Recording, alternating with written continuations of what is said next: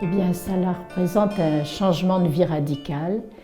L'étape la plus décisive pour moi, qui a représenté l'aboutissement d'un long cheminement.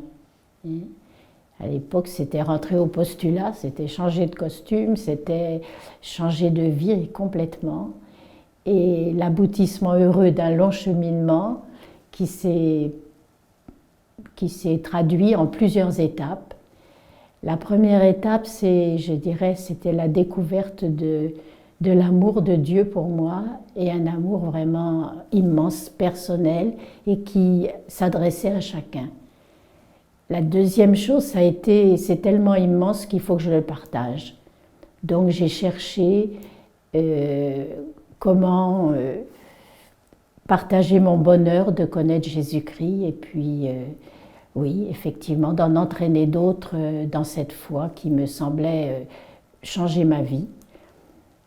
Après, ça a été plutôt la découverte. J'avais une religieuse dans la famille, une tante qui était apostolique, et je me suis dit, tiens, l'enseignement, ça me plaisait, j'aurais peut-être fait ça.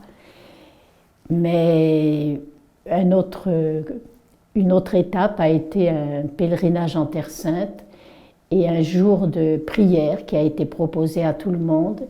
Et là, j'ai découvert que la prière, c'était peut-être le plus efficace. Mystérieusement, c'est ce qui, pour moi, serait le plus rayonnant. Donc c'était quelque chose que je ne pouvais pas imaginer par moi-même. Ça, c'était impossible, je n'ai pas inventé ça. J'ai été faire une retraite de discernement, et effectivement, la sœur qui m'accompagnait, a confirmé que probablement là il y avait quelque chose d'important. J'ai fait une année encore de fac puisque j'étais en faculté, l'année 67-68, et à la fin de l'année, quand la fac a été fermée pour cause de perturbations violentes, je suis venue à Tinqueux, qui est le monastère qui a été changé de lieu après. Et là, j'ai tout de suite vu que c'était sans doute là que le Seigneur m'appelait. Je connais pas, c'est pas tellement François ni Claire, mais j'ai beaucoup lu à ce moment-là, et j'ai vu que ça correspondait. Donc, j'en ai parlé autour de moi, à la famille, aux amis, et puis ce n'est qu'en octobre que j'ai pu rentrer. Pourquoi? Parce que cette année-là, les examens n'étaient pas passés. Il fallait que je les passe quand même avant d'entrer.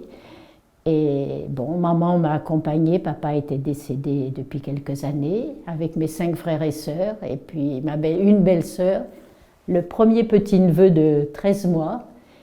Et ma joie était très grande, malgré la souffrance que je voyais bien pour les uns et les autres, quoi. Donc j'ai eu vraiment l'impression que j'entrais là dans ce à quoi j'étais appelée.